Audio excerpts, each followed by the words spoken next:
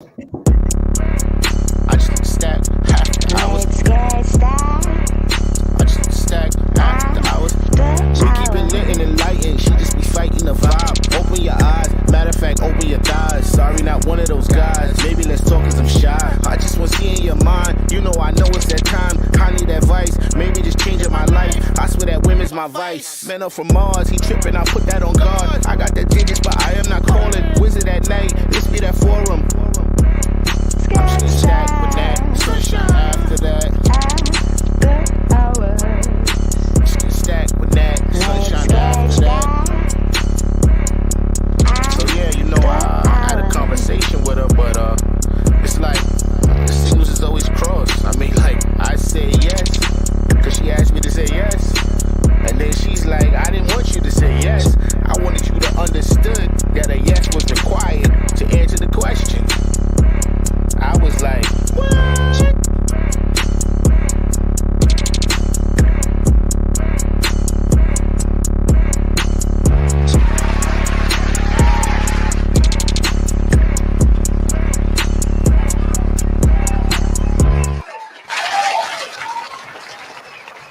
Hey everybody, it's spring, it's spring, it's spring. Welcome to the spot, the Stacked After Hours spot.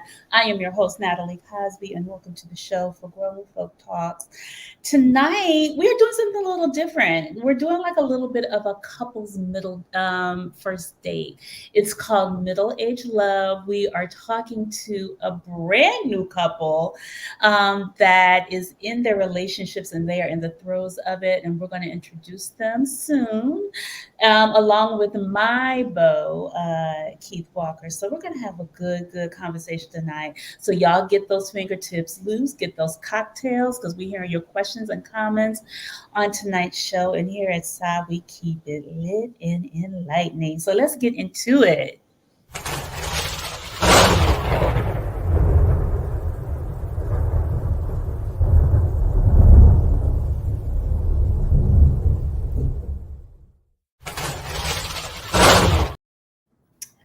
Hi, everybody. Happy spring.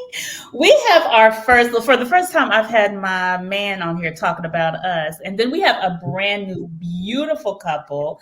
People may know them in Brooklyn. I feel like y'all are a little bit of staples in the BK. We have Bryna, who's a girlfriend of mine who I've known for years, and her new boyfriend, Marlon. Welcome to the show, y'all. Thank you. Thank you. Welcome. And of course, Keith. Everybody's seen Keith, my boo. So tonight we're doing a little bit of kind of like a virtual double date. Bryna, we're kind of the old couple. I feel like we're like the old parents. Right. And then Bryna and Marlon are new. They are a couple. They're a new couple, and we're just going to talk a little bit about middle age dating life, what it feels like today. So I'm curious about you guys. How long have you guys been dating or together, I guess? Marlon. You want to take that or you want me to take it? You take it. So we've been officially dating 4 months. We met on November 12th. And so we've been dating since we met. So 4 months. Yeah, okay. All right. What was your dating life before, Marlon, before you met her? What was Oh, I've been in every category. I've been married and I've been a beau and I've been in the streets and I've been outside and I've been single and, absent. I've done it all. I mean, I'm a guy of a certain age. Directly before this relationship though, I was kind of looking, right? And I found myself in a very picky stage, which is weird to say, where I was being very picky about who I would choose to spend time with, who I would choose to kind of let into a personal space with me. So that's kind of where I was at the time, which makes sense like now, knowing, that really I was looking for this. But yeah, I was in a very picky stage. Well, brother, let me just say that being picky is a good thing because look who you got. Yeah. So that's a win. That's how you move, man. Thank you, Keith. Yeah, I think it's one of those things where like the heart knows what the heart wants. Yeah. And Mm. up until this thing, I just found myself being very, very particular and very picky about and stingy almost about my time. And I met Brian, and immediately I wanted to share. I wanted all of those things kind of didn't exist anymore. I kind of wanted to share. I wanted to open up. I wanted to be there and to be present for us. So yeah, yeah. That's odd. That is, I like that. I It's really beautiful. go, Yeah. go. Brian, what about you? That's a woo. Can you top that one? I know, right? Can I top that? So I was in a very similar place, probably more to the extreme. I had not been in a relationship of any sort for a long time. Like I had made a decision, I'm not going to date. I was like, I'm just gonna prepare myself, for the next big thing. I made a decision that the next relationship that I gave a lot of energy to would be it, or at least I would think it would be it. So I wasn't just kind of like taking random dates. Like honestly, I was like, I'm not dating. When I met Marlon, I was not like, ooh, everybody introduced me or, in the club or at the bar or out saying, ooh, I want to meet him. I was a little shut down. So you weren't receiving anybody's energy, because I feel like men come to you, Bryna, like they do, but I was not. I can't explain it. It was almost like a shield, right? So like I'm outside, I'm having a good time. It's not that I'm not in the house, but I'm very much like, don't even come near me if you're not exactly what I want. You know how our power is and how our energy is. We can shut it down. We can be nice. We can hang out. We can do all the things, but men know when to approach and when not to. Right. And I know I was in that particular headspace. And, I'll go on and can I go into how we met? Because that's. Go ahead. Go on, girl. I'm going to jump into that. Go on in there. So, long and short, I had told a couple of people, I'm talking 2, that I wanted to meet people that I trusted and I trust their judgment. And I said, I let them know. I said, look, I want to meet someone. I'm very serious. So if you have anybody for me, let me know. And then I forgot about it. Like I told them that a long time ago. So one of my line sisters, Nicole Duncan Smith, she called me up and she was like, I have the perfect person for you. And I remember my energy being kind of like, do you though? Kind of like, did you not trust her judgment, Brian? Are you with her judgment? But I was in a space again where I was just kind of like, are you sure? Because I don't really want to get into something if it's not really the person. A little hesitant. So that's just showing you like where I was. But obviously I opened myself up, because she called and she said those words. It meant something to me because it was her. So then I was like, well, okay, fine, I'll meet him. I wasn't, and that's very different for me. Like usually I'm excited. I'm like, oh, you do? Who is it? What? I was more like, all right, girl, yeah, let's go to brunch. And she was laughing because she was like, let's. I was like, yeah, the 3 of us. And she was like, okay. I said, I don't know. Did you need a guardian or something, Brian? Like, I'm like, what? Your chaperone. I was like, you're chaperoning. Yeah. I mean, I just felt more comfortable with her there. I wanted to feel completely comfortable. And her being there made me absolutely comfortable. And yeah. I love that. What was so on that first date with your girl? What was it that was like? What was the energy like? Like, because I think I posed a question today. It's just like, what are people hesitant about? Could you feel her hesitation, Marlon, or what opened the door for you once y'all did meet each other? I wouldn't say that's a good question, by the way, because I wouldn't say that the door was open at the brunch, right? Because so me and Nikki are cool, right? That's my homegirl, and we work in similar industries. I do a lot of work in the hip hop space. She does a lot of work in the hip hop space. So when she contacted me and said, listen, I have somebody I want you to meet, I was, I'm like, okay, let's go to brunch. Like, I'm always down for a brunch. So let's go to brunch and let's meet. When we got to the brunch, Bryna was late, right? So I'm always late. Nikki and I. Is there a reason for that? But that's a whole nother call. Go ahead, Marlon. I'm sorry. Nikki and I were having a conversation. And so when Bryna came, it was like, hey, this is Bryna, and Bryna, this is Marlon. And literally, me and Nikki kept kind of having our conversation. Okay. And so, it was lighthearted. I feel like the best part of that date for Bryna and I was actually the Uber ride home. It really wasn't in the restaurant. It was the three of us took an Uber home, and Nikki's stop was first. So it allowed Bryna and I an opportunity to be in the Uber together.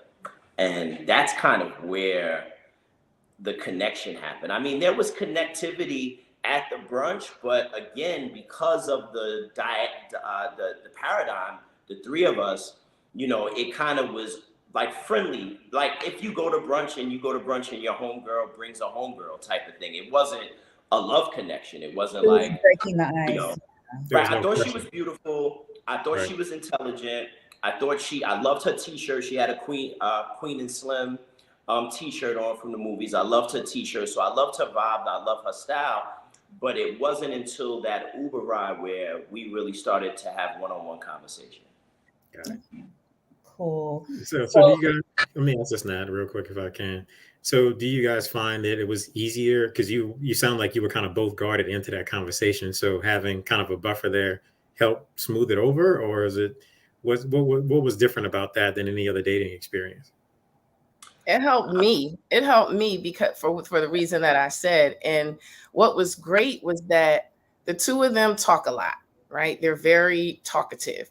So, and I wasn't really, again, I was kind of guarded. So I didn't really want to talk a lot. So I sat down and it was perfect because they were talking a whole lot and it let me see his personality.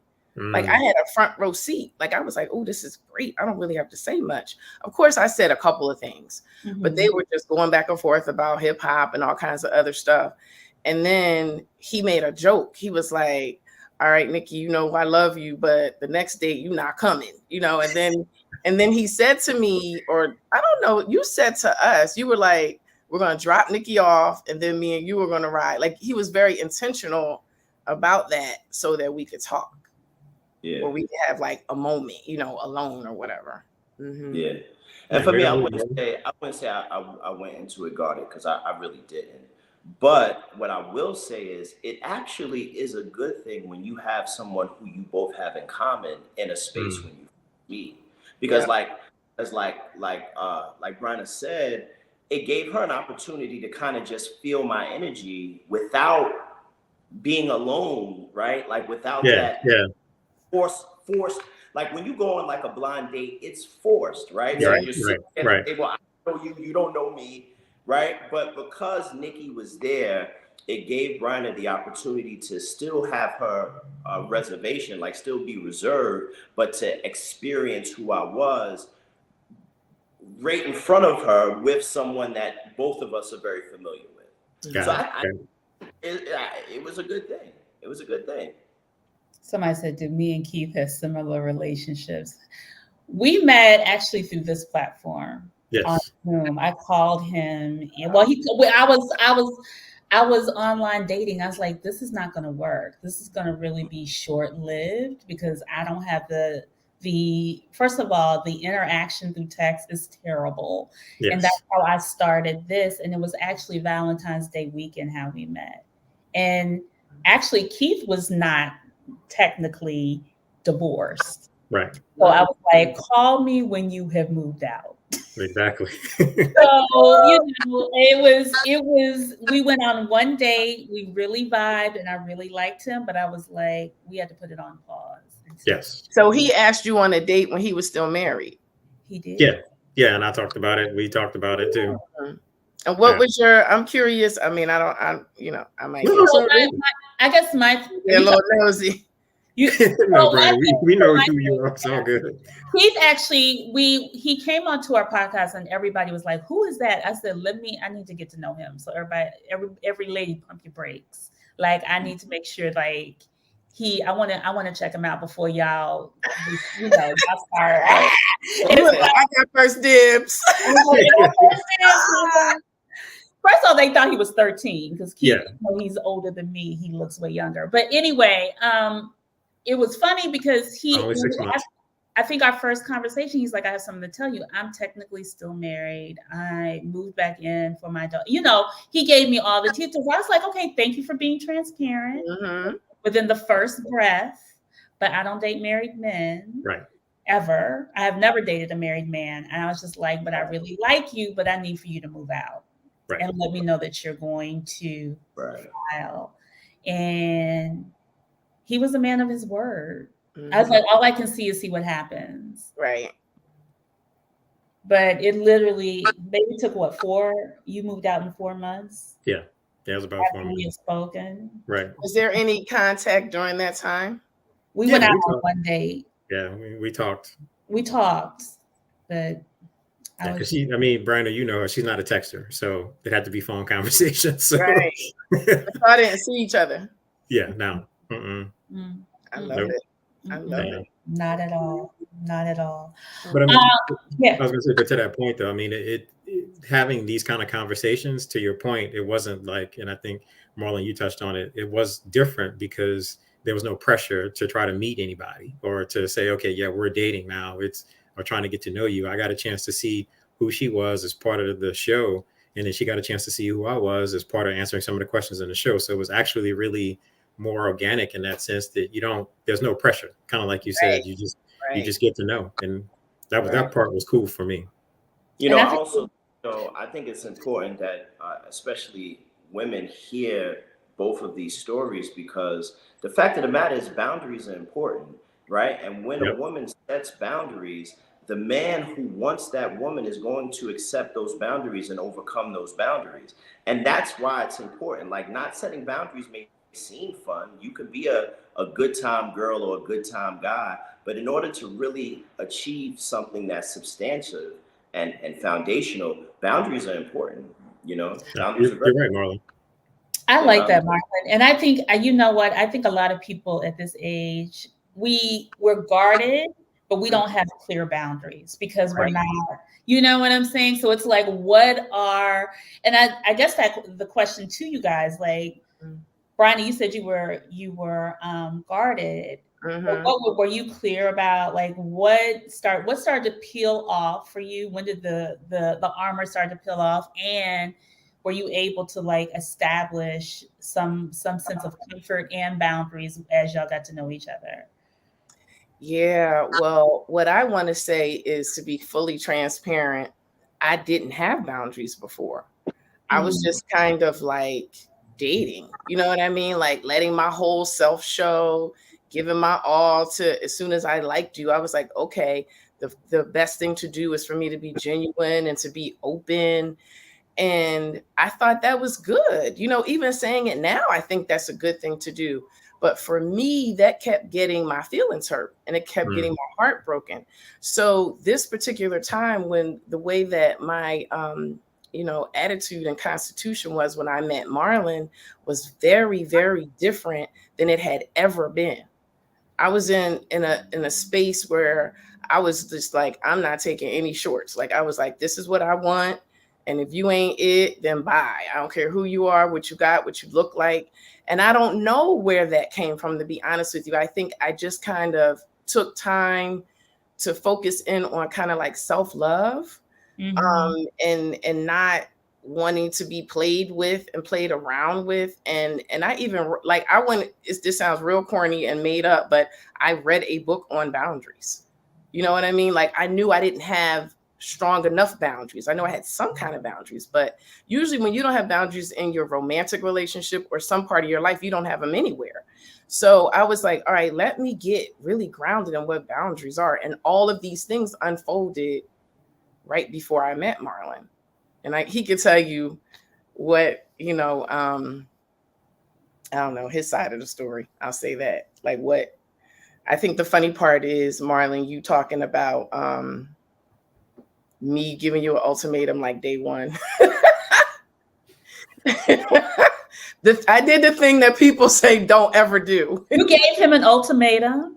Very well, kinda, not really. I don't know. You tell your side. Tell it back. Like a weekend, like maybe a week or 10 days in, she texted me and she was like, "Well, what are we doing? Like, what is this?" Like, and I swear. Wait. How long was it again? Like, I'm sorry. That sounds like Brandon. She's like, wait, How long, Marlon? So look, I'm gonna give you the timetable. So the brunch was the first time we were together. Then we were supposed to go to breakfast or lunch, but I had a water leak in my house. I'm in my brownstone right now, so I had a water leak on the first floor of my brownstone in the living room area. So I had to cancel.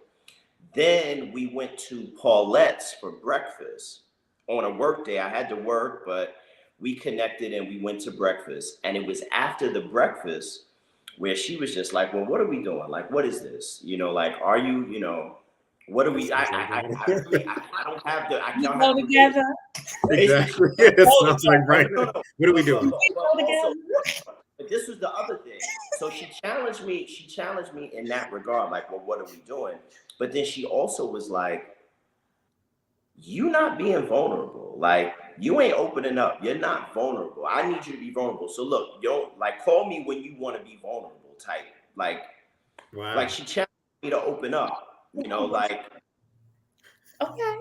Yeah. What does that mean? I mean, okay, well, how is he not being vulnerable at breakfast at I just want to follow up, Marlon, before you go on. What was the energy he was giving? I'm trying to understand. You asking me? Mm-hmm. You want to know what energy he was giving when? He said he was not being vulnerable and call you. Yeah. Okay. So, so you know, Marlon is very well known in Brooklyn, and just very. I don't know. I don't know a better way to describe it other than it felt like game. Like it felt like he was nice and he was genuine. He knew the right things to say. But I was like, I don't want this Marlon. Like you giving me the you know, like the player Marlon. I was like, nah, I don't want that. I was like, this is cute and funny and everything, and we had some laughs, but now who are you for real? Like that was, you know, he wasn't being fake. He was just being who he usually is, which is a lovely person. But I needed deeper for you to be romantic with me. You know what I'm saying? So Marlon, were you doing what your norm is when you meet a beautiful woman that you find interesting? I was really being polite because I want to say this the right way. Just say it how you want. We like it raw. I understood when I met Bryna the capabilities therein. And so I was being polite and as reserved as possible because honestly, to be honest, I didn't want to scare her. I know that I have a very big personality. I know who I am, right? And so I was kind of like if your car can go 100 miles an hour, I was kind of doing 25. Like I was purposely being polite, being nice, staying. You're being a gentleman. You thought you were being a gentleman. Right? But very opaque, like very like on the surface. Right? Because again, like I told you, I was also in a very picky stage. And when I say picky, I mean like someone would say something and I'd be like, oh, I don't know. Ooh, no, it's a wrap.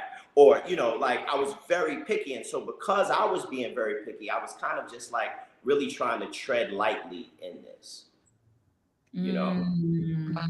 Right. I think that to that point, what's interesting is, and I think somebody kind of asked this question, and just to piggyback on what you guys were saying, I think the difference, this is what I wanted to kind of answer too, is that when a woman gives you clear intention, it makes it easier to show up in a way that is either going to make you move on or show up correctly. And when I say that, making it worth it and having somebody know that they are worth it. And to this question is exactly that. It's that because I didn't have a lot of time. I had gone through marriage counseling. So, and I had, you know, because it's COVID, had a lot of free time for myself to really think about what it is that I wanted. And like I tell Nat all the time, she came along at a time to where I had to get ready because I didn't want to lose her because I realized the value of who she was. So I was like, well, shoot, let me make sure that I'm good so I can actually work through this process of being that together. And the thing that it forced me to do was to be completely transparent about everything I was feeling and thinking, which is hard for me sometimes. So Marlon, I hear you. It's hard because you show up with the person you don't want to scare anybody off with. But when you see something or someone that is so valuable to you, you're like, well, shit, now I got to get my shit together and make sure I'm showing up the right way. Yeah, so I teach hydroponics, right? And so one of the things I love about growing plant life is the patience that you need, right? Like you can't watch plants grow, right? Like if you're looking at it every day, you're not going to see the growth. So I'm patient. I have a patient spirit, and so I accept the challenge of boundaries because it almost allows me to pace and to be patient in a way that I need, because the other end, the other spectrum of that is just chaos. Right. And that, chaos is cool for a night or two, but being patient and having boundaries. Like I joke with Bryna, like the first few times I attempted to kiss Bryna, she would give me like this. Well, obviously you didn't kiss on the first day. How long did it take? No, we didn't kiss for like a month. Wow, okay. No, we didn't kiss for like a month. But that's what I'm saying. It's like, that's like some old school loving. I love it. Yeah, this was old school. I took it back. Took it way back. You had a 30-day, 90-day rule, Brian? Shit, no, I didn't. I didn't have any rules, actually. I never do that. I never believed in that, but I was very much in tune with myself, right? And I still was not feeling, there was nothing wrong with Marlon. It was me. It was like, what is my comfort level? Like, because once I start kissing, it's everything else. That's the other thing about me. It ain't we gonna kiss for 6 months. You know what I'm saying? Like after we kiss, I might bring you in my house. So I need to know. Y'all had a Love Jones moment once that kiss happened. You said what?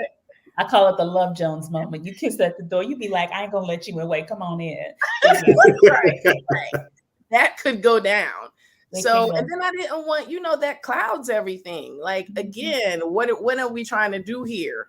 I don't want to get caught up in the, I know you fine and I know you can kiss and I know this and I know I'm attracted to you, but I don't want that to cloud what I want, and me seeing what this is and being present and all of those kind of things. So I feel like at this age, especially at this mid 40, 50 age, there's a lot of us that are single more than ever. I always feel like, and I think Anthony's just like, how do you know that this was right? Like, this is your person. Like, what was it about them about y'all's dynamic is like, I really want to go together. I want you to make me, You want me to answer that? Go ahead, Marlon. So I got two answers for it, because the first thing is, I think that's a evolving thing. I think that this is your person in this moment, but I don't read tarot cards. I can't tell you what the future could hold. But what I will tell you is, in a very simple way, when you are aligned spiritually and emotionally and mentally, there's a good start, right? When you can laugh, when you can be honest, when you can be vulnerable, when you feel comfortable in that space, that's a good start. Everybody on this discussion is of a certain age and has gone through the spectrum of relationships. So if you haven't learned yourself with regards to a partner, then you've done yourself a disservice. So I know my capabilities as a partner and with a partner. And so I know when it feels right? Like I know when we have a good connection, and I know when the chemistry's good. You know what I'm saying? I know that in those quiet moments when we're alone and it's no television and it's nobody around and we're connecting and aligned, I know when it feels right at this moment, right? And so the goal is, and I've talked to Brian about this, the goal is to always live in those moments. Like, the goal is not to be like, yo, you know what? You're going to be mine forever and we're going to live happy ever after 4 months. the goal is to make each moment matter and to be present in the moment and to win the moment. That's all, you know, and that's kind of how I approach this relationship is moment by moment, you know, and we have amazing moments, but I believe that's because we are present, you know? So women always want to know, like, what makes him pick her? Like you said, Marlon, you said you were going through a very picky stage.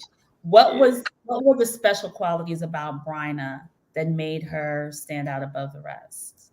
So I always, like, there's two things that I always look for. I want to be connected. I want my partner to be, I want to feel like my partner's smarter than me. Like, I want to feel like my partner has a jewel inside of her that is very difficult for me to crack.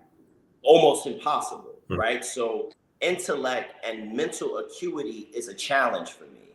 I don't like being able to be dominant mentally or intellectually. It's not a fun thing for me. So I need the challenge of someone who can meet me on that vibratory level. So that's the first thing. But then also she's as goofy as I am, right? So because that's also a side to me, right? Like, I'm not serious. I'm not always serious. Like, I want to have fun. I want to be informal. I want to tell nasty jokes and be inappropriate, and I need someone who can match that. And the funny thing about Bryna is very much like that. Like, so it's not, she's like that, right? But I know she's like that because around her friends, she's like that. Like, she's that one. Like, you look at her, if you look at her relationship to her friends and you look at my relationship to my friends, we're the same person. Like, we're the ones that are goofy and smart and running around and do our own thing and free and that sort of thing. So, you know, when you have that with someone, that's special. That's special. That's dope, man. That's really dope. Bryna, what about you? What made you pull it all off? Start to pull it off layer by layer. Like, what was it about him? Well, the moment that, to go back to the vulnerability piece, right? Because that was a big call out. I knew that was the moment it could go right or left. I was very clear about that. And I was good with that. I was like, and I felt him kind of, you know, pull back for a second. And I was like, oof, okay. I was like, well, it is what it is. And he came back around and he was vulnerable. Like, he did the thing. And I was like, oh shit. Now here's the confession. I wasn't being vulnerable. So once I saw it in him, I admitted, I said, I was blown away, right? That he heard me and he did what I requested way more than I could have ever thought, right? He shared some stuff with me and I was just like, oh my God, like, it just clicked, right? And then it made me, and here's the thing, it made me be better, right? So it made me step up, which I didn't have to do because I was probably pretending to be vulnerable because we know how to pretend good, right? Women know how to pretend good. So, but I, again, with relationships, I want to be better. Like, I want a person who's going to take me to another level and another level. I'm a seeker, right? So I always want to be like, what's the next thing? What's the next level of enlightenment and all the things? So when he showed me that, I was like, oh shit, I'm not that. This is my opportunity to be that. And then it was hard for me. It was really hard. I apologized to him. I was like, you know what? I asked you to be something I'm not even being. And then I was vulnerable. And then that was a moment. Like, that was a moment for both of us, I would say, right, Marlon? And that was kind of when we were like, whoa, this is it. Like, we know we can do some shit up in this relationship, you know? So that was kind of when everything just started rolling from there for me, you know? Yeah. That's awesome, guys. I was going to say that I think, to your point, Brian, that's one of the things that, and that I'm going to divulge some of our relationship stuff too. But for us, it's, and I think Marlon, you touched on it too. It's about being present and enjoying those moments and making each other better and allowing each other space to be vulnerable. and to show up and to be challenged too. And I think that's one of the things that I can say that I've learned is that, and I appreciate that for that, is that she holds me accountable. She keeps me on my toes with stuff, but we do that for each other. So it's great to hear that, at this age, we're still realizing who we are, showing up in those ways, and then still trying to challenge and grow and learn with each other. Because I think, Marlon, you kind of said it, is that, you want somebody that is going to bring you something, right? And I think as men, that's what we look for. I always picker is going to be to help us grow. I always feel like oops, Yeah. Keith, I think Keith is going in and out. Okay. I was going to say, I feel like there is a moment where when vulnerability is shown, either you embrace it or you run away. Mm-hmm. Like, I think it's just what, and it's like, if it's something that you're not ready to receive, it becomes really interesting. And right now, I understand what you're saying, because I feel like for me, I told somebody, I was like, this is one relationship I really have learned so much about myself that I did not know. Like, you just kind of start to really understand what spokes in the wheel you thought you had in there, but they really ain't there. Yeah. But you didn't even realize you weren't really using them, because, like you said, we're pretending to actually are showing up for you and being present and understanding and so on and so forth. I know you guys y'all been together. I know it's been 4 months. It sounds like y'all been together for 4 years, honestly. I don't know if it's felt like that, but it does kind of it seems like that. And so I always like, now that y'all are a couple and so on and so forth, like, how have y'all kind of started to figure out, like, what are your goals? Like, what are just the daily goals that y'all achieve to make this work on a daily basis? Like, what are some of the things that y'all have put in place, if you have? Mm-hmm. Brian, Marlon, you wanna? I was just gonna, what'd you say? No, babe, I said you go first. All right. Well, the thing that comes to mind is, and we use this term a lot, we're very intentional about our relationship. Mm-hmm. Like, when we've both been married, we've been divorced, we have kids, so we came into this relationship like, let's make this what we want it to be, and I know for me in the past, again, this is something different now.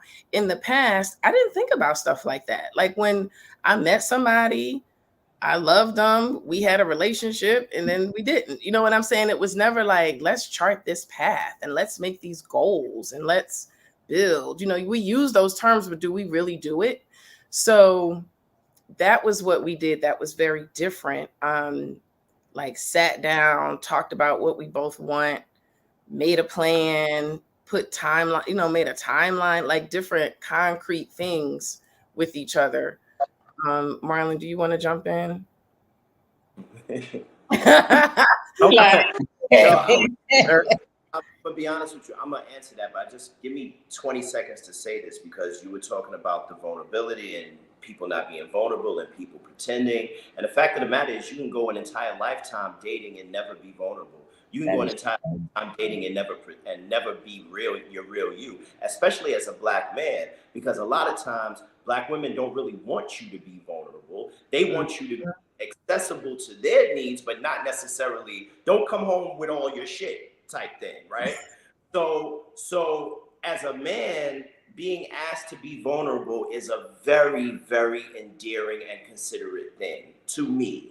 The fact that you want me to be vulnerable meant a lot to me. So I just wanted to bring that out. I just wanted to uplift that. Now, with regards to our intentions and how we move, we're both, like I said, we're alike in a certain way. We're both like writers, we're both seekers, we're both creatives, and we both need specific things in our bubble of life. Like, there are non-negotiables that we need. So, for example, Bryna needs the beach in her bubble. That's non-negotiable, right? So we are moving in the direction of the things that are non-negotiable in our bubble, right? So there's career, there's family. I consider myself to be a hands-on father. Bryna is absolutely a hands-on mother. our kids, there's symmetry with our kids because we both have, well, I have an elder daughter that's a grown up, but I have 2 young kids, a daughter and a son, and Brida has a daughter and a son. And even though the kids are in different age ranges, the difference between them is the same.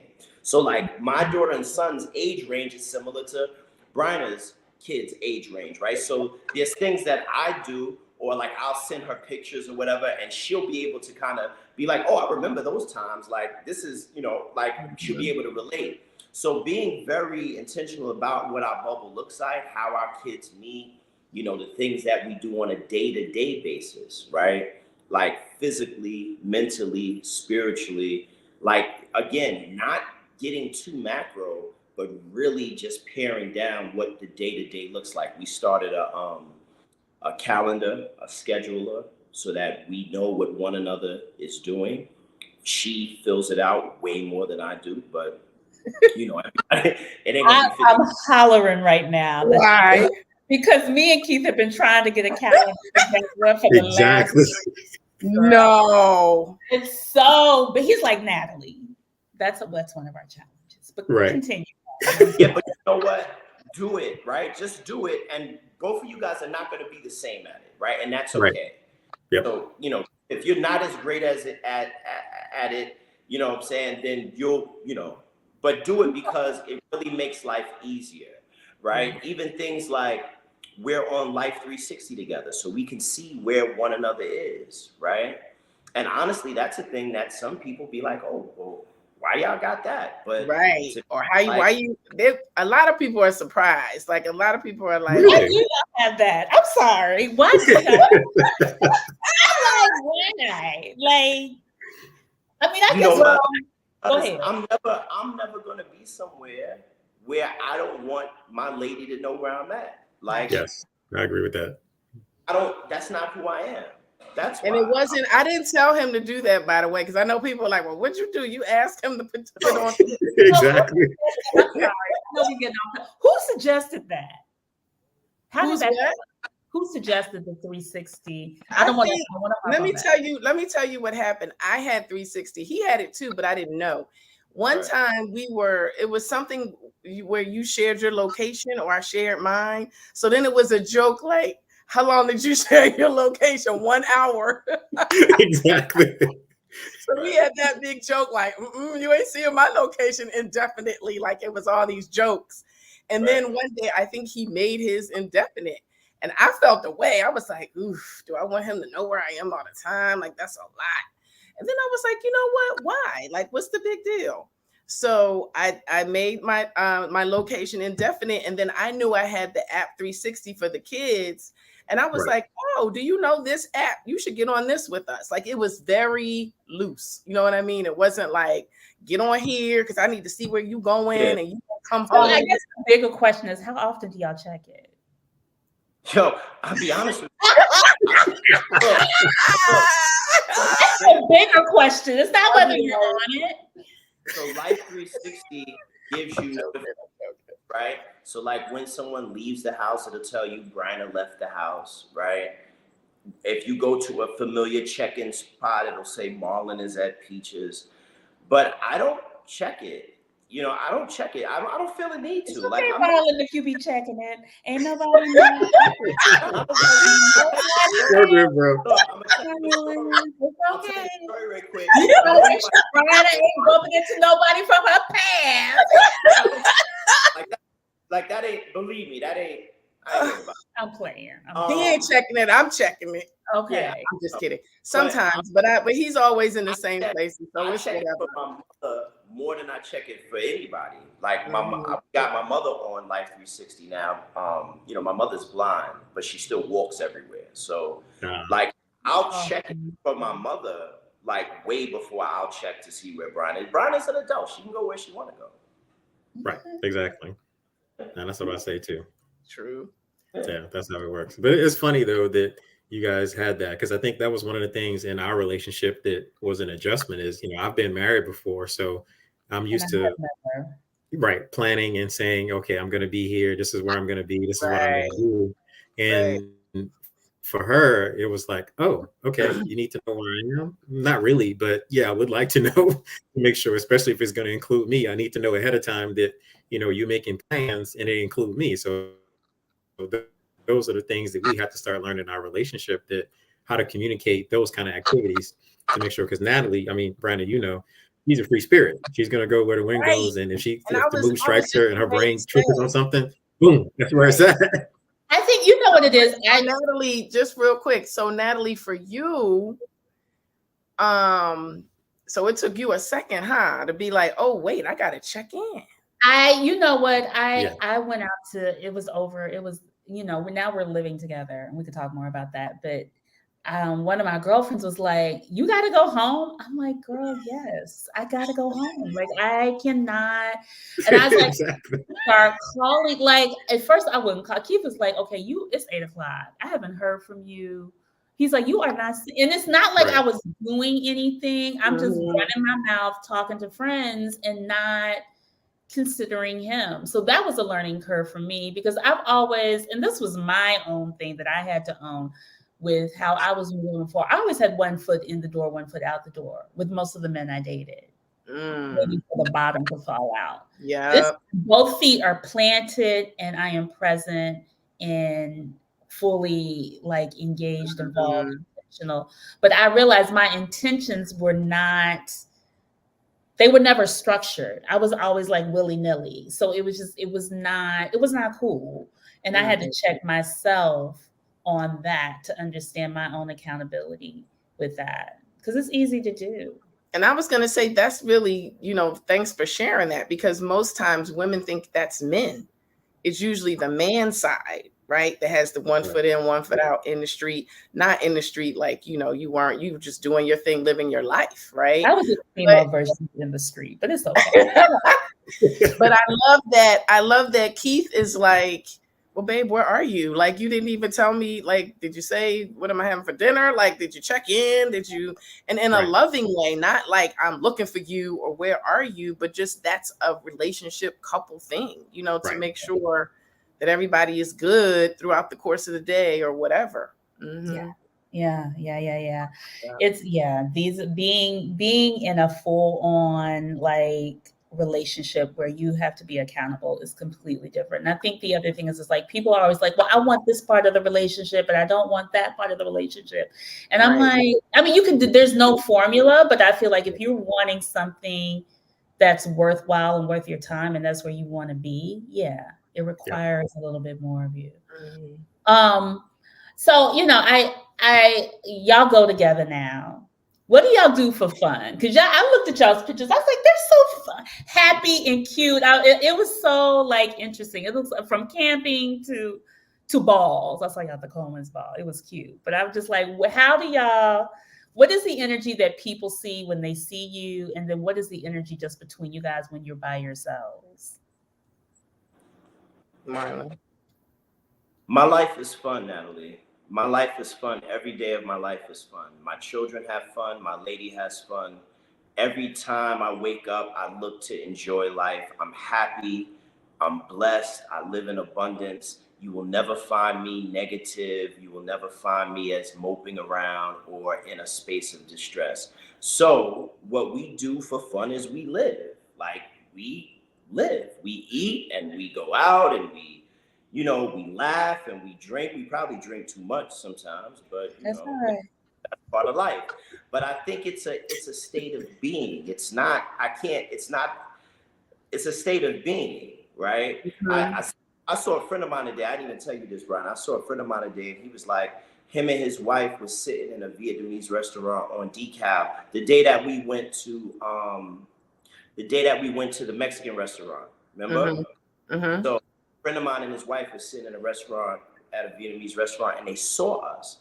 And she was like, there go Marlon, call out to him. And he was like, you and me were just going at it, laughing and talking, how whatever. And he was like, he told her, he was like, nah, leave him alone. He's in a flow. He's in a flow right now. Leave him alone, right? But that's what life is. It's being in a flow. And it's just, you know, and not being heavy and just really being intentional about being happy. Like, I love my life. I love spending time with Brian. We could do whatever. We went and got ice cream from the Van Llewellyn in Cobble Hill the other day. I had an amazing time. I shouldn't even ate it, but we had a ball. Like, you are you're the one. So if you're happy, then life is happy. If you're not, then it's not. Yeah, that's facts, Marlon. That's 100%. But we be wild. You said meanwhile, what? No, I said, but we be wildin'. We be wild. Y'all be wildin'. Y'all be wildin'. Yeah.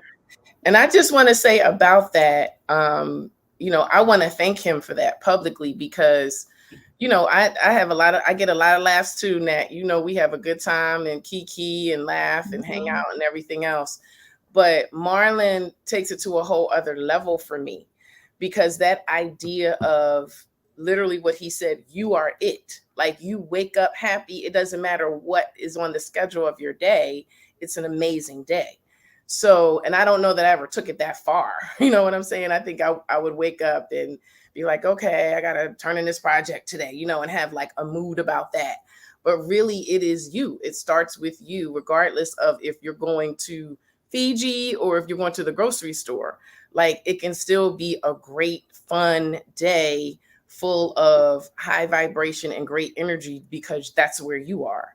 So I definitely get that from Marlon. Like, I don't know that I was that person or even thought of life in that way until I met him, you know? So, yeah.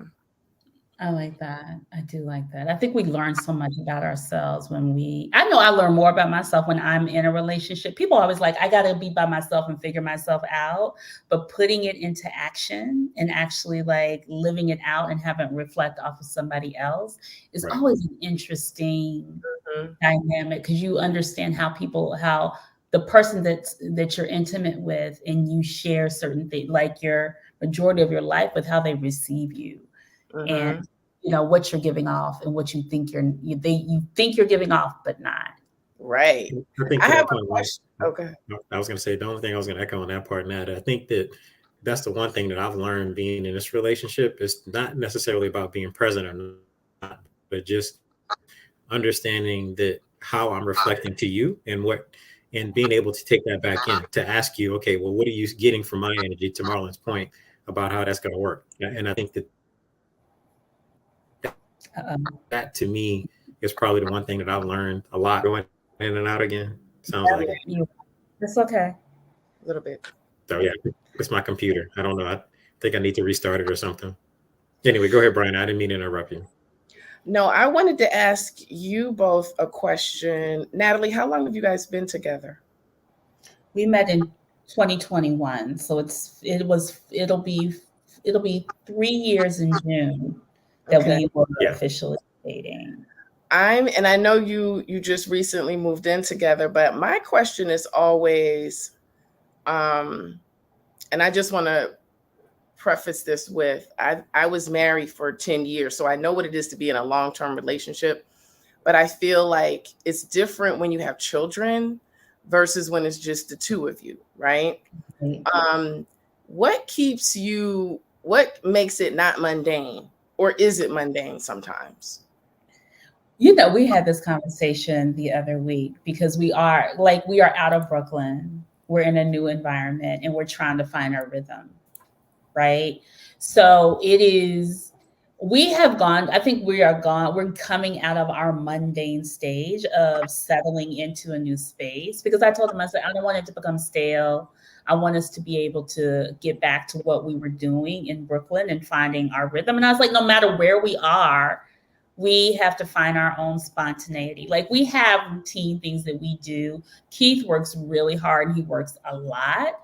So it's like, so the times that we do have together is just like, it's so precious. It's like, I want to make sure that we're spending things like taking hikes or just walking around and exploring Jersey. So I'm like, well, let's do this and let's do that. So I think you're constantly figuring out like things we want to explore together is it's a constant conversation. And I think when it starts to feel stale, you have to call it out. Like we literally had that conversation last week. Okay. So it does. It's not always, yeah. Mm-hmm. Right.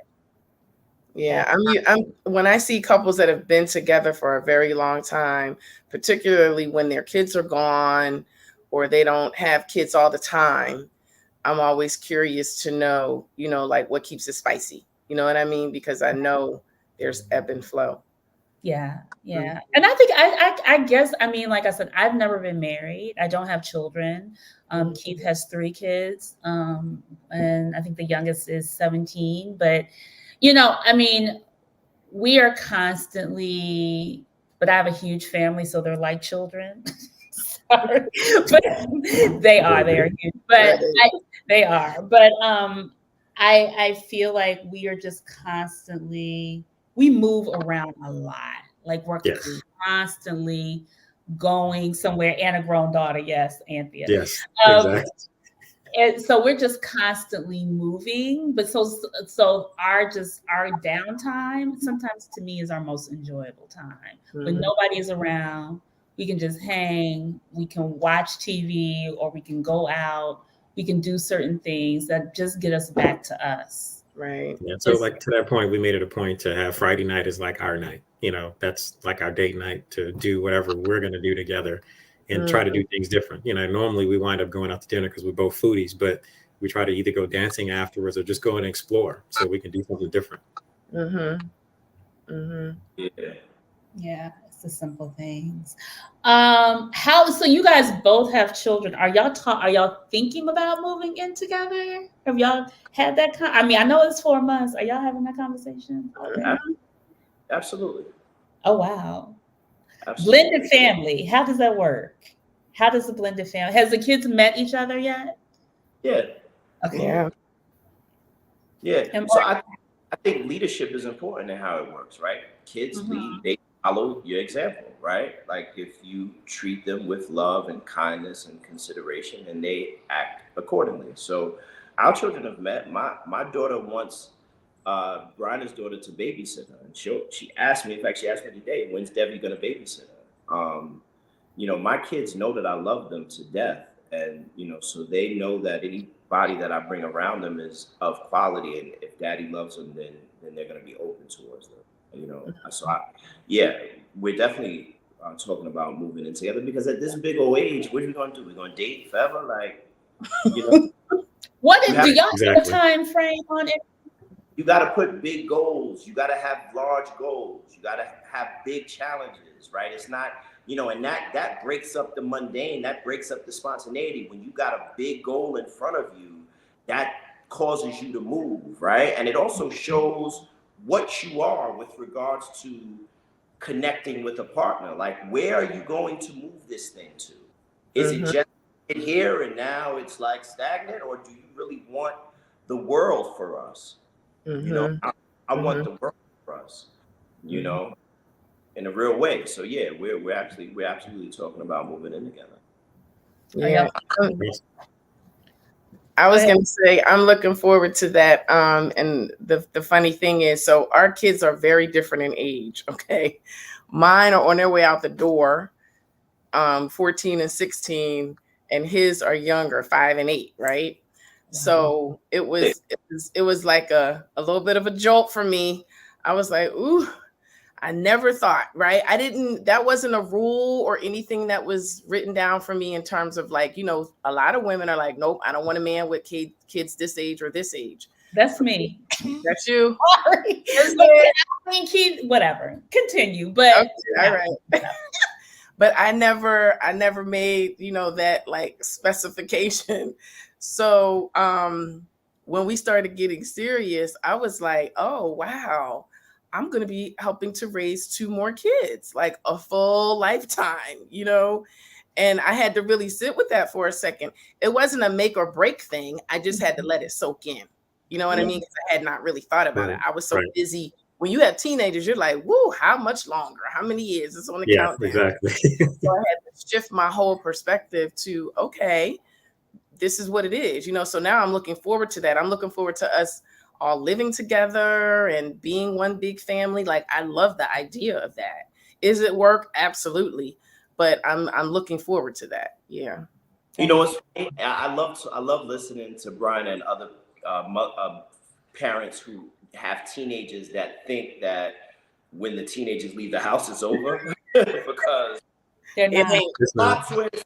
Actually, you know what? I I don't have kids. I don't have kids, but I feel like grown children, they need more advice and guidance than your younger The little kids ones. now, because they're I mean, you're forming like a different type of relationship with them, but Right. there's still validation, there's still need, there's still guidance. I hear Oh, they still want you to pull them out kids of the forever. mess. Yeah. Still want you to be their father, even when they're in their mid-20s and they need $1,000 or they need a car or they need. So it never really, No, it never goes away. I love my eldest daughter, but she knows that she can call on daddy if she needs to call on daddy, and that's Right. how I should. Yeah. So you guys are considering moving in together, or y'all are going to move in together down the line. Yes. Are we considering marriage again, or is it a life partnership? People always ask me this. Mm-hmm. Keith asked me when we first, he was just like, have you ever been married? I said, no. He's like, do you want to get married? I said, absolutely. He said, okay. I said, not today. But I was like, it needs to be right. And I was like, it's something I want to experience in this lifetime if it feels right and it is right and it's supposed to happen. But I always ask, like, people are just like, I'm never going to get married again, especially at this age. It's like, Right. I'm always curious. What is y'all's point of view, or if y'all had that conversation around what it looks like, how y'all move forward? Mm-hmm. You want to take that? Yeah. Well, for me, my main, I don't know, not goal, what was most important to me was connecting with the person who I would share the rest of this part of my life with. Yes. So that was not, I didn't put marriage on it. It's a different situation when you're younger, you want kids, you got this fantasy, around marriage. So for me, I didn't lead with, I want to be married. I led with, I want a partner that I'm really in love with, that really I have an amazing rest of my life with. Yes. So do I want to be married? Yes. Like, that feels secure to me. Some people can be like, oh, I'm good as long as I find the person and we live together and we're good. No, I think I want a ring. I want to be married. I want that level of commitment. So that's how I feel about it. I've never been the person or the woman to say, oh God, no, I don't ever want to be married again. My marriage was so horrible or whatever. Was I devastated about my divorce? Absolutely. But I've always wanted to be in love again and to be, married and in a committed relationship again. Cool. Marlon, what about the men? I always find, because I feel like, Brian, I think that's a very honest answer, because I feel like that's how a lot of women want to say but I think we're always hesitant because we don't know if the person with us wants that. Mm-hmm. So, Marlon. So this is what I'll say. I will never announce that I'm speaking for the entire masculine race, right? Like I speak for guys. I don't know what guys think. I can tell you what I think. And what I think is that when you assume responsibility for someone, the goal is to assume the highest responsibility for that person. And the highest responsibility of a life partner is to be married to them. And people can do whatever they like at the end of the day, right? If you want to, be a life partner, if you want to Oprah and Stedman type of thing, or if you want a Will and Jada type of thing, or, whatever your thing is, that's fine. But for me, the highest responsibility to Bryna would be to make her my wife. Like that's the goal, right? If we're climbing this mountain, the top of the mountain is marriage. It's not, let's just, vibe out. But it is because what is marriage, right? Marriage just basically is is a form of holding and committing responsibility to one another, right? And I'm not going to bring Bryna down this long path and not assume full responsibility for her. Does that make sense? That does. That does. Yeah. Yeah, it does. And yeah, can you guys hear me okay? Yeah. Yeah. Okay. You're in it. Yeah, I was gonna say, more to your point, I think that I see it similar to that, but like I'm still open to the idea of having a life partner versus being married, because I've been married twice, to be honest, and put it out there. So to me, I agree with you. It's the highest level of commitment that you can have to anyone. And for me, Matt and I talk about this. This is something that to where I can't say that I'm indifferent. It's something I want to do, but it's not something I must have to do. I'm not leading in it saying that, hey, my goal is to get married again.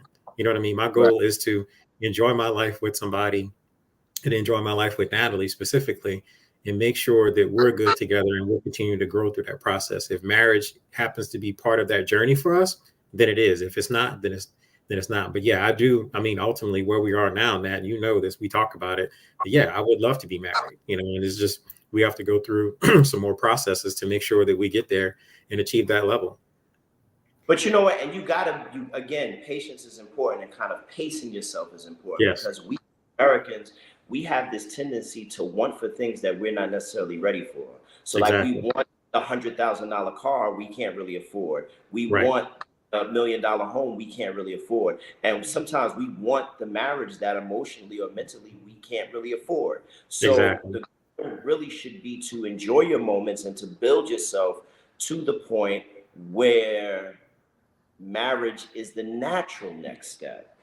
Exactly. Right? And this idea of, oh, well, I'm dating this because, you probably, you may not be ready, right, when it comes. You know what I'm saying? But if you build yourself up to be ready, then it's the natural progression.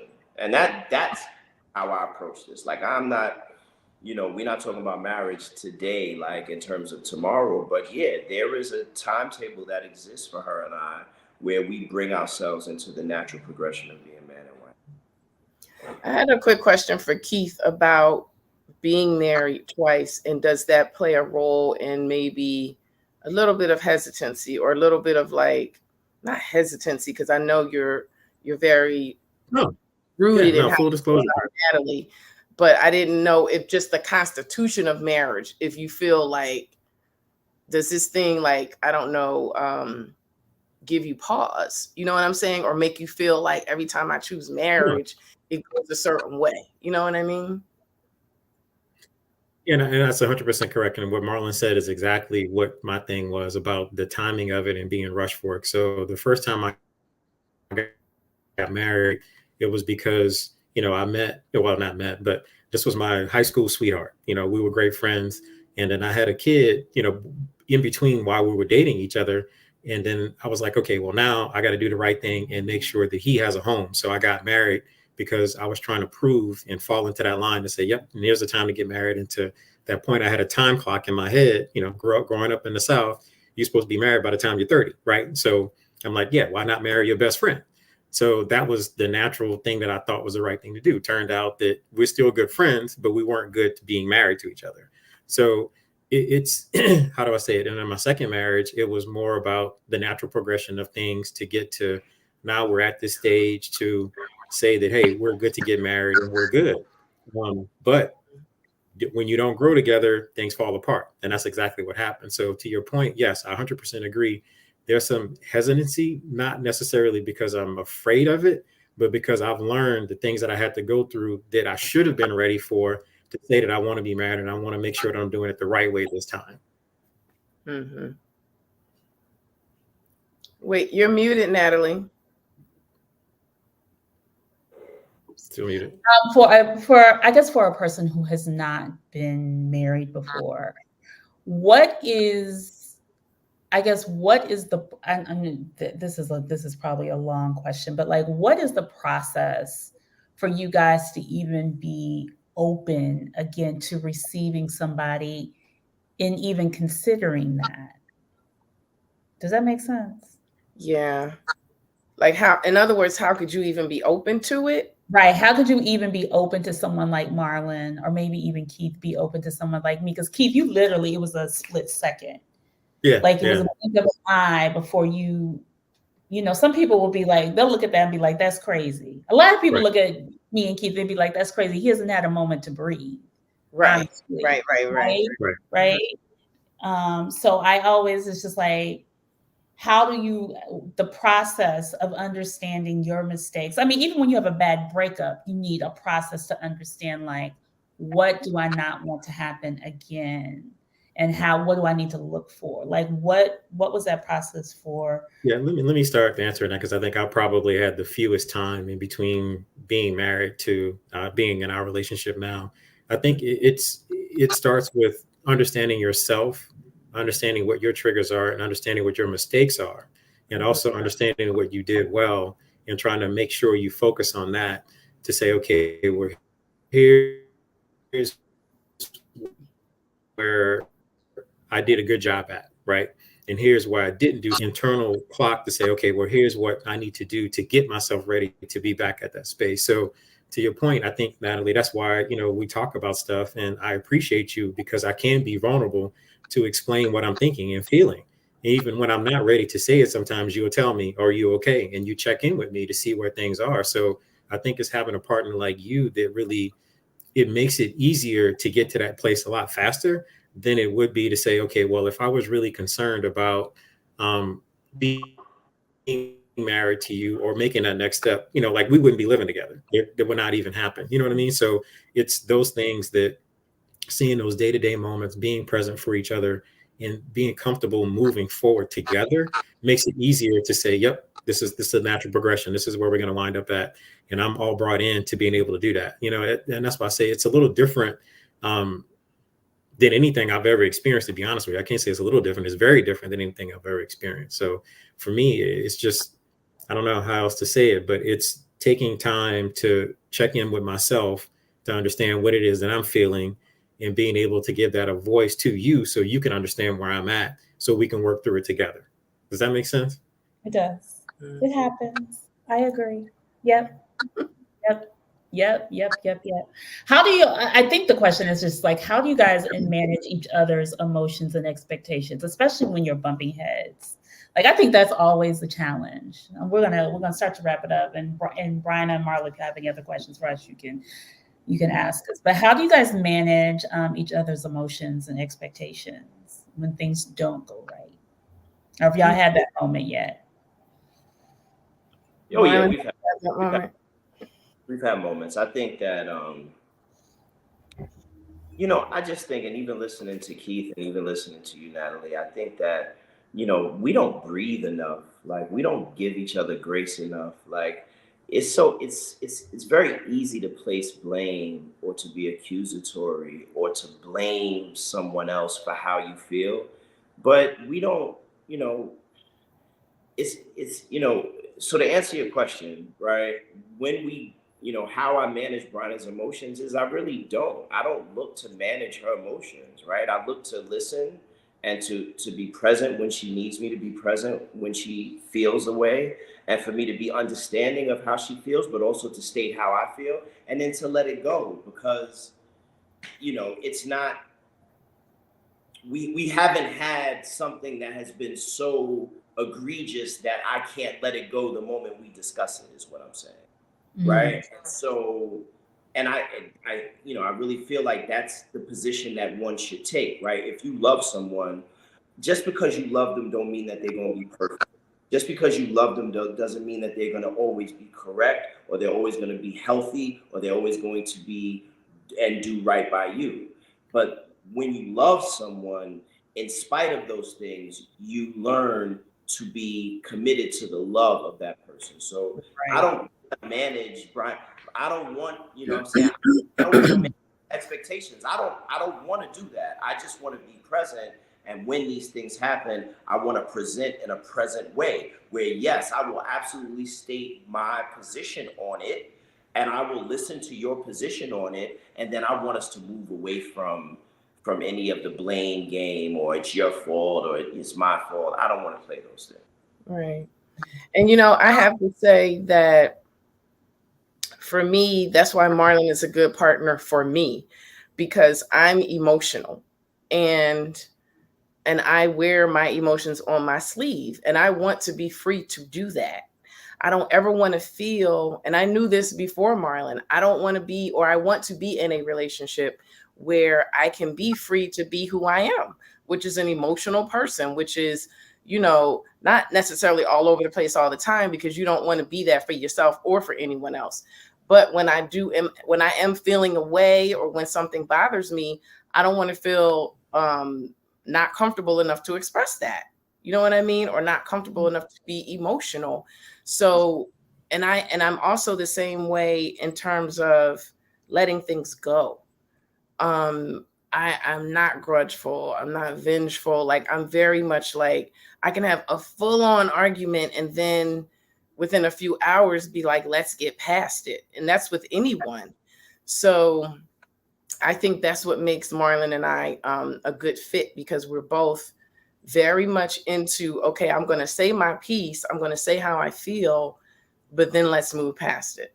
Yeah, I'll tell y'all something real quick, Natalie. So me and Brian had, I wouldn't call it a disagreement, but we had like a heated discussion at dinner the other day on Saturday. And for me, it was like, all right, well, let's go lay down, right? It was like, so we were like, all at once, we were like arguing and laughing with each other, like eating and like still in it. And then it was just like, yo, let's just like go home and lay down, right? And just like go to bed, right?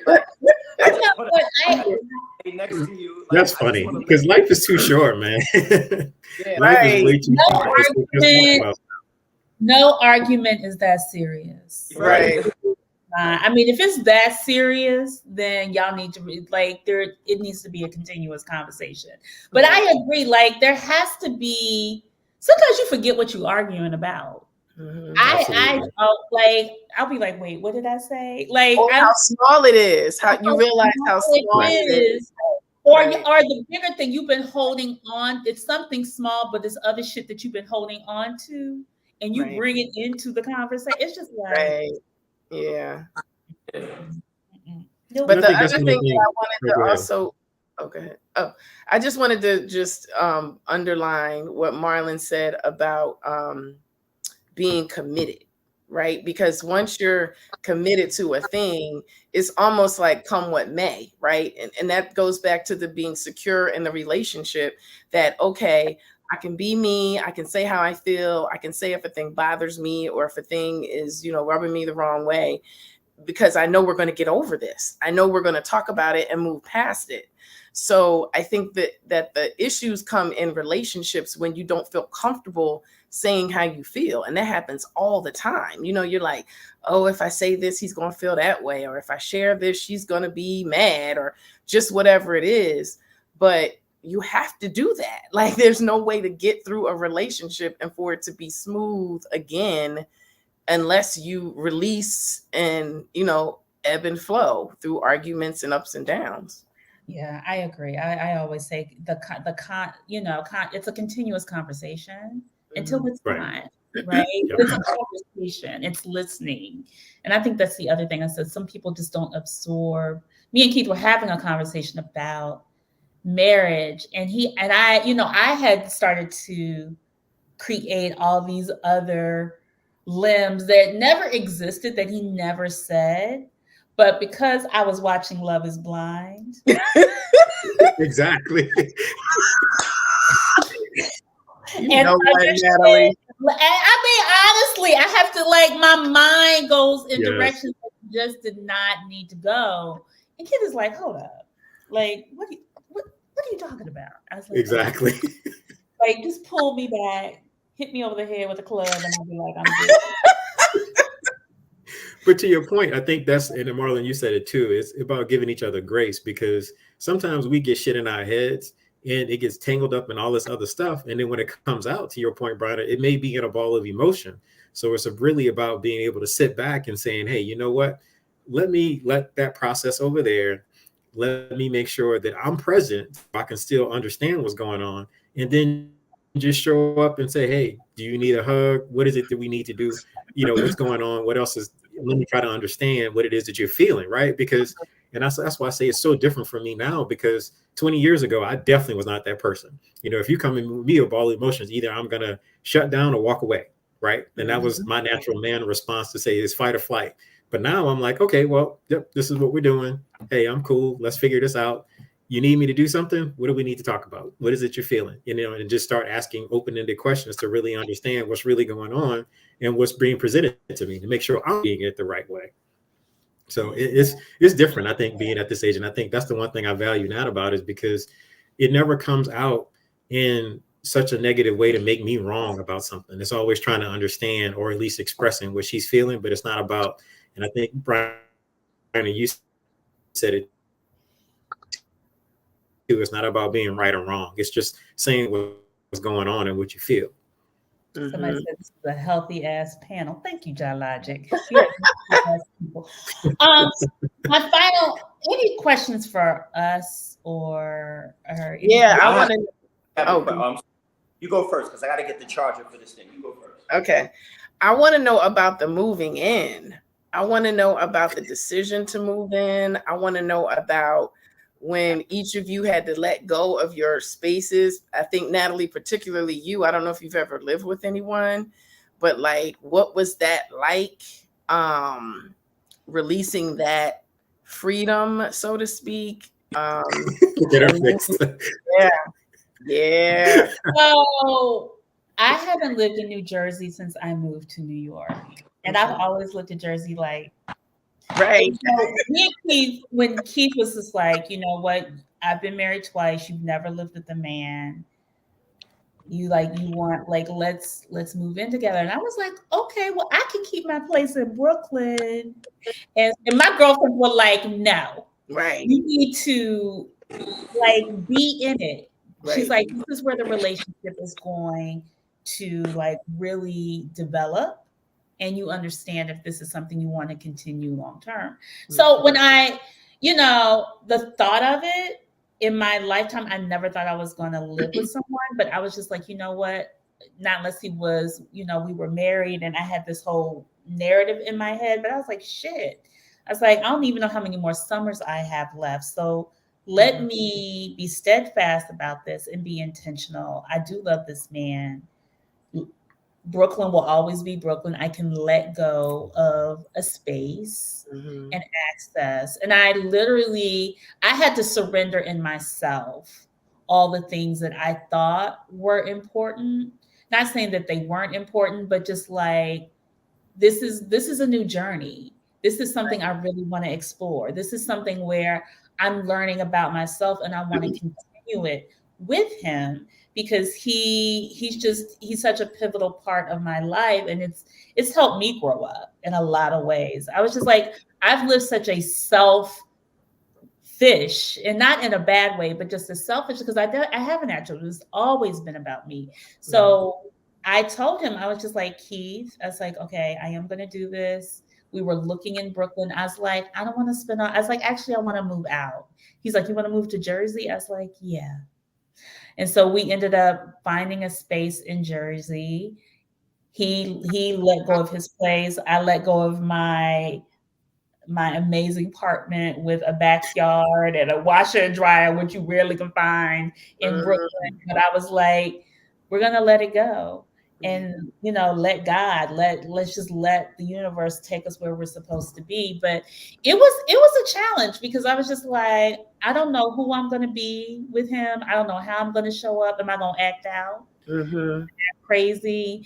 I'm a little bit disorganized at times. I'm the creative. Keith is very structured. He's an accountant by grade. So, but I'll cook, and I was just like, I get to surrender myself and actually be the girl for the first time in a relationship. Not saying for the first time, but really just surrender all my femininity with my man, which is really nice. Yeah. I feel like I'm always in alpha girl mode. Like, I can sit down and just be myself. So, but the moving in process was hard. I'm not going to even lie, because I have been so independent. And like I said, I've been able to have one foot out the door, in the door and out the door, and that becomes comfortable.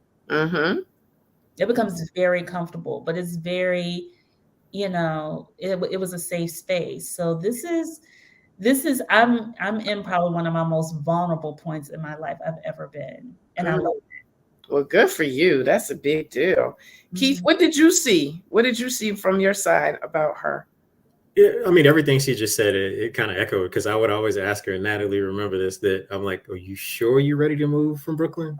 Are you sure your whole life is in Brooklyn? Everything you've done for the past 20 plus years has been in Brooklyn. Are you good with that? And she's like, and we would talk about it, because I wanted to make sure, and to her point, that she's never lived with anybody before. So this is a huger adjustment for her. Like mentally, I know what it's like to live with somebody and kind of how to show up and what to do and whatever, because being married before and raising kids is different. So for me, it wasn't really an adjustment other than adjusting to being with her, because we would spend like when she had her apartment in Brooklyn, I would be there sometimes during the whole week anyway. So it was kind of like I lived there, and I had my little cubby hole on the side. So but it was still, I could go back to my apartment and I have my own space. But I think what was good about this is we agreed to not move into each other's space, but to create our own space together. So this became ours, as opposed to this is hers and this is mine. This is now our place.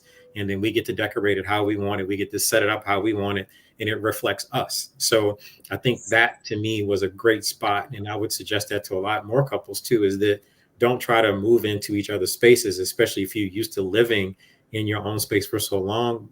Bringing in together to a different space together kind of breaks down some of those walls a little bit. It's almost like, going on a date and having another party there. You don't have to deal with that level of uncomfortableness. But yeah, it was a challenge. I knew it was a challenge for her. So I would try to talk about it and say, okay, let's make sure you're good. And I know, Nat, I probably got on your nerves because I asked you so many times, are you good with, taking the train to the city and coming back and forth and all of that stuff? So this is a big difference as opposed to, being able to walk every day. And now, I have to either drop her off sometimes or go pick her up or whatever, because she's getting home late.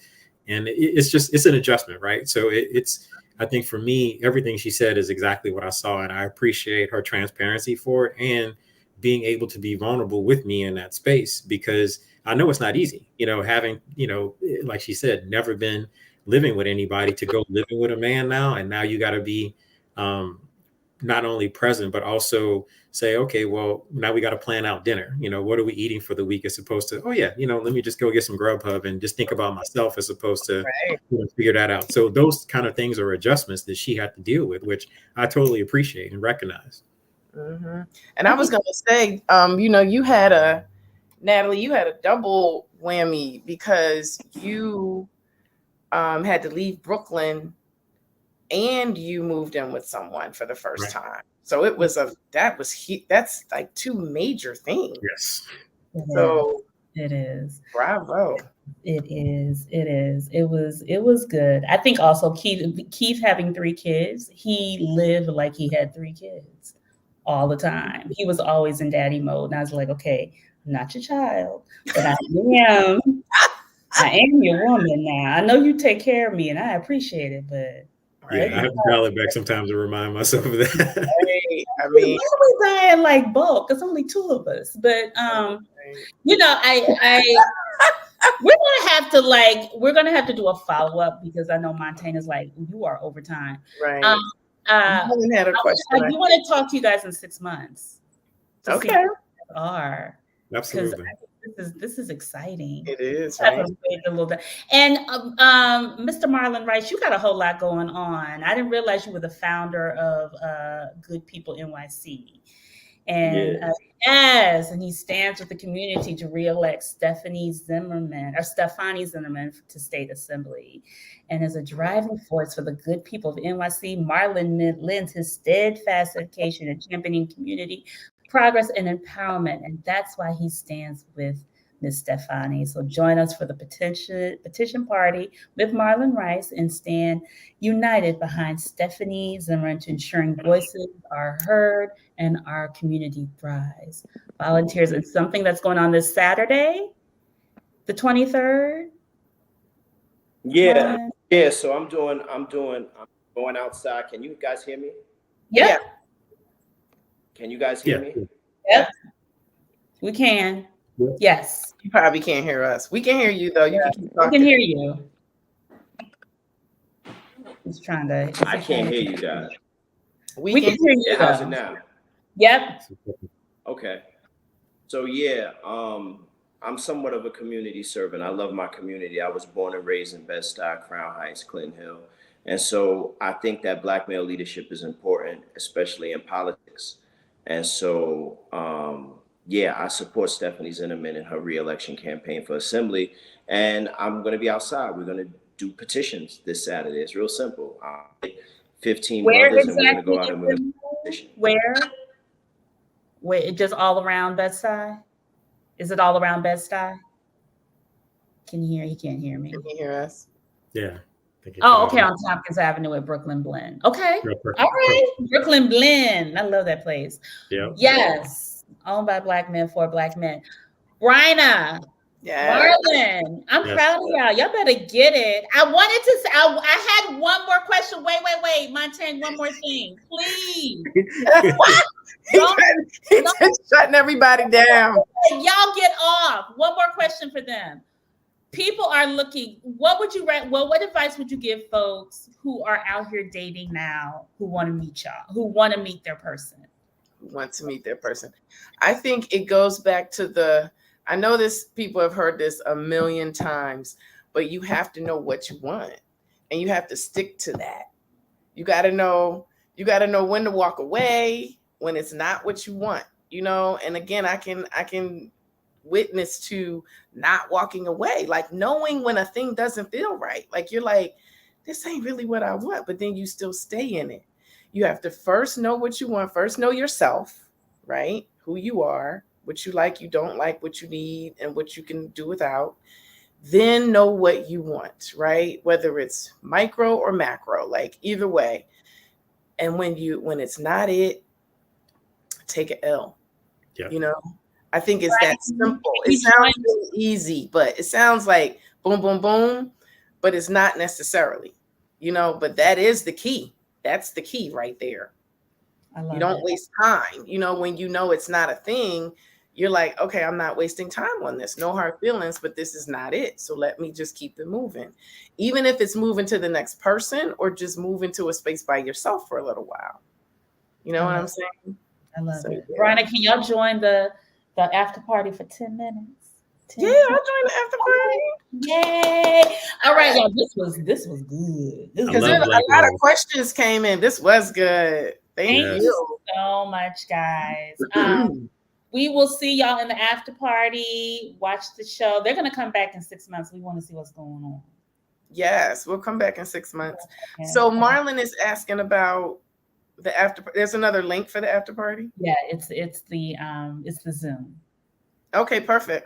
I'll text it for you. I'll send you guys in a text.